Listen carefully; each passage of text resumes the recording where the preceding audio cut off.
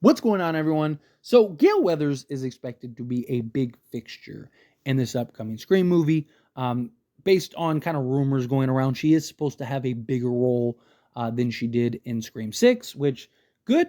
If you're going to have her in this film, do right by her, right? Like, seriously, I was so disappointed with how they utilized her in Scream 6. They did the same thing with Sydney in Scream 5. Just like the writers just don't know how to write the legacy characters, which I get, it's not their characters, but then like you probably shouldn't have them in the film if you don't know what to do with them, right? Like you look at Sydney in Scream 5, like she literally did nothing in that film that required it to be her, right? I mean, her putting the tracker on was, she even says right after, that Gail could have done that, right? And then even like her kind of saving the day and the things that she did, we knew Mindy was alive.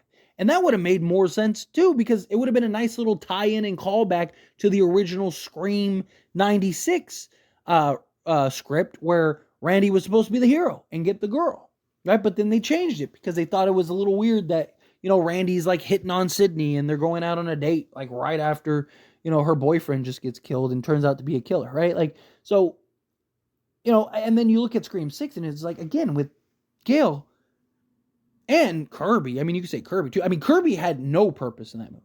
Like, there was nothing Kirby did that character had to be Kirby.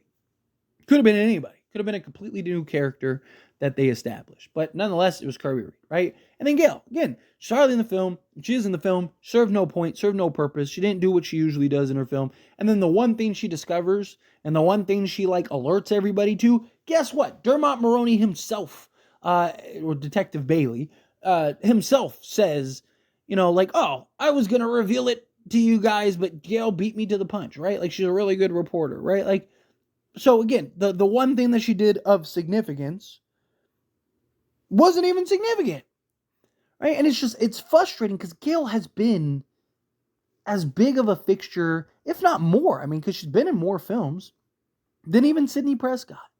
Look, and I have said time and time again, and I will stand by, Gale Weathers had the best character development and the best story arc out of all the characters, including Sydney.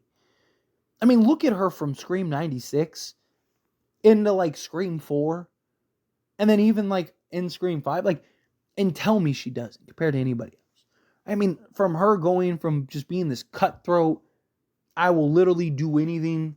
I would sell my soul, my child, you name it, to get the scoop, right? Anything I had to do, I would do in order to get it, to like becoming this like caretaker to Dewey and stay at home wife and to the sheriff and all. Like, it's just the progression and the growth movie after movie was just A1. So they got to do right by her.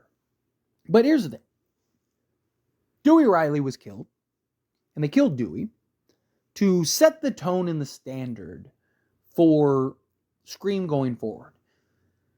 And then they decided to kind of retcon all that by not killing anybody in Scream 6. I mean, it made zero sense. And so it was just like, what are they doing here? And then, supposedly, Scream 7 is supposed to get back on track to that. There is supposed to be a early scene kill that has an impact on Sidney Prescott that basically sets the tone of the film that no one is safe. Here's the thing. Supposedly it's not Mark Kincaid. Okay, if it's not Mark Kincaid, it's one of her children. It's always a possibility. Now, will they actually kill one of Sydney's children, especially in the beginning, like first 10 minutes of the movie? Maybe. But my guess would be no, right? Like, okay, so then who else is there? Dewey's dead.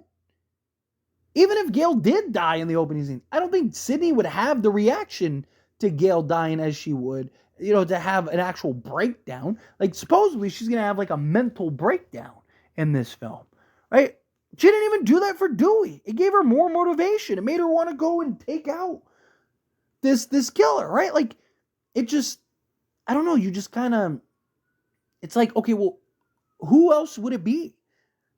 I don't think it's going to be Kirby, because supposedly they're doing a Kirby series, and this film is supposed to set up that, right? It's supposed to establish Kirby. Now, could you technically kill Kirby and then kind of use that as a springboard to get this film established, but also still do the series? Sure. Because you have like 11 years of of time in between, right? Like, Kirby, like, you could do 20 seasons, right, of like Ghostface, encounters and cases and stuff, right? Like, so I don't think that it's out of the, like, that would be so.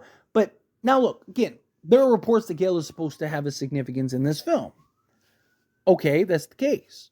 Then obviously she's not the opening scene. But also everything's a rumor until it's not.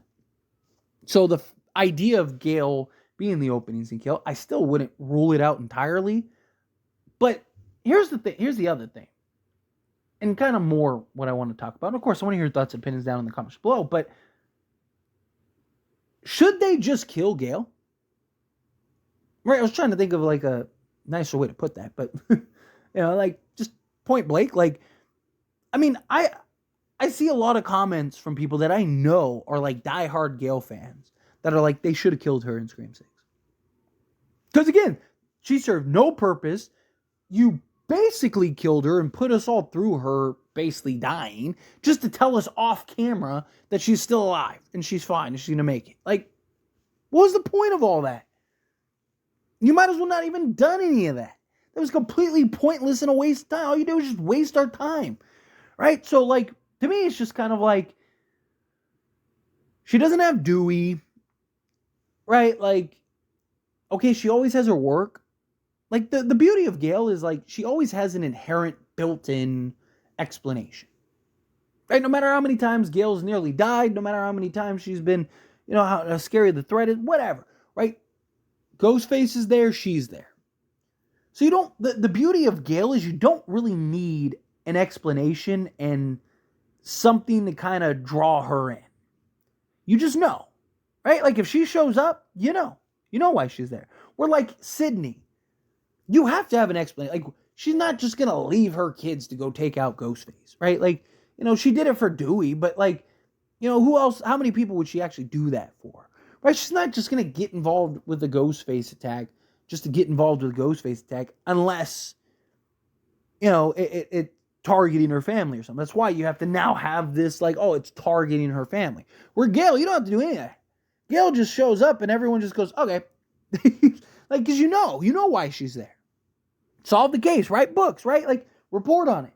Like, that's what she does. It's who she is.